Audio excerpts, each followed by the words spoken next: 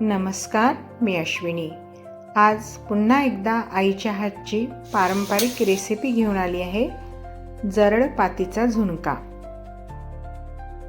यासाठी आपल्याला इथे थोडेसे मोठे ओले पातीचे कांदे लागतात, कारण त्याला जरड पात असते, आणि 2 हिरवे टोमॅटो।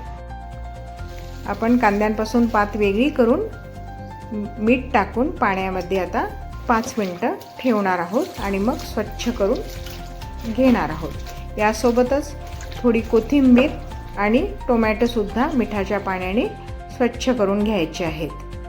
ह्या जरड पातीमध्ये आरोग्यवर्धक असे गुण असतात, त्यामुळे ही आहारात नेहमी ठेवावी।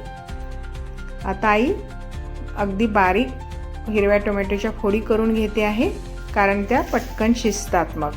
आणि ही हिरवी पात अगदी बारीक चिरून घेते आहे। ही पात आपल्याला जरा जास्त लागते, कारण काय आहे की आपण हिरव्या पातीचा झुणका करतो आहे, त्याचा स्वाद भरपूर लागायला हवा। आता गॅसवर कढई ठेवून त्यात छान साधारणतः 2 टेबलस्पून आपल्याला शेंगदाणा तेल घ्यायचं आहे। तुम्हाला हवं तर तुम्ही वेगळं तेल घेऊ शकता। तेलामध्ये मग मोहरी आणि जिरं तडतडल्यानंतर टोमॅटोच्या फोडी घातल्या आहेत। ह्या तेलामध्ये चांगल्या परतवून घ्यायच्या, म्हणजे त्याचं पाणी थोडं कमी सुटतं आणि स्वाद पण तेलामध्ये छान उतरतो। ही जी कांद्याची पात आहे ही आपल्याला थोडंसं तेलावर टोमॅटो झाल्यावरच टाकायची आहे, कारण टोमॅटो थोडेसे शिजले की मग कांद्याची पात आणि टोमॅटो असं व्यवस्थित समीकरण त्याचं जुळतं। इथे आपण 2 चमचे तिखट घातलं आहे।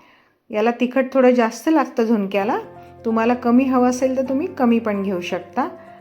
त्यानंतर थोडीशी हळद घातली आहे अंदाजाने, साधारण अर्धा चमचाही पुरते। आणि तिखटाचा आणि हळदीचा कच्चेपणा गेला की मग छान पात टाकून घ्यायची। ही पात थोडीशी तीव्र चवीची असते, म्हणून यात शिजवण्याच्या पदार्थासाठीच ही वापरतात।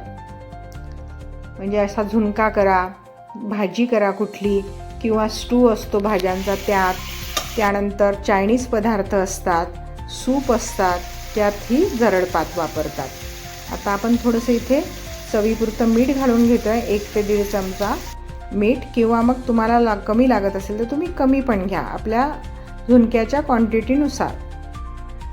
आता इथे थोडं गरम पाणी घालायचं, म्हणजे ती पात चांगली शिजते आणि चव पण छान लागते भाज्यांची। आता ह्या जे पाणी घातलं, चांगलं हलवलं की आपल्याला हे थोडं शिजू द्यायचं, चांगलं 5-1 मिनटं मंद आचेवर शिजू द्यायचं, आणि मगच पुढची प्रक्रिया करायची। आता बघा छान शिजताना दिसतंय आपल्याला।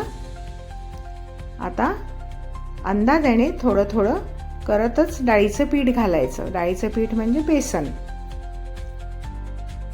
अंदाजाने घालायचं, जास्त कोरडा पण होणार नाही आणि ओलसर पण जास्त राहणार नाही, अशा प्रमाणात या प्रकारे बेसन घालायचं। हे बघा,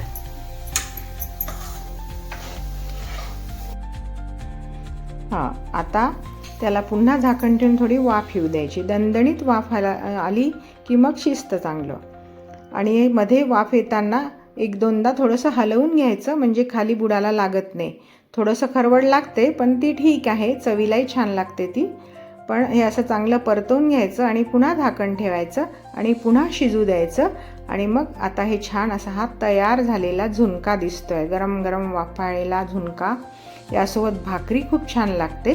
भाकरी नसेल तर तुम्ही पोळी पराठासुद्धा यासोबत खाऊ शकता। छान ताजं ताक आणि बाकी एखादा सांडगी मिरची तळलेली वगैरे स्वादाला खूप छान लागतं।